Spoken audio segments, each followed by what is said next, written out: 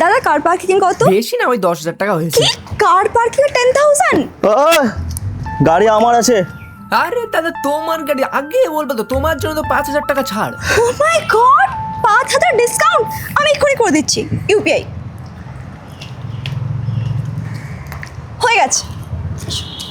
শোন, 4,990 টাকা এক্ষুনি ফোন পে কর। দাদা বলছিলাম কি যে ওখান থেকে যদি 200-300 টাকা দিতে তো খুব আচ্ছা, ভালো। 200-300 টাকা এক্ষুনি কর। আমি যাচ্ছি না। হ্যাঁ, তুই ক্যান্সেল কর ট্রিপ। হ্যাঁ, রাখ। হ্যাঁ। কেন, কি হয়েছে? দেখো, প্রথম কথা, তোমার পারমিশন ছেড়ে যেতে পারবো না। দ্বিতীয় কথা, পয়সাও নেই। কি ব্যাপার?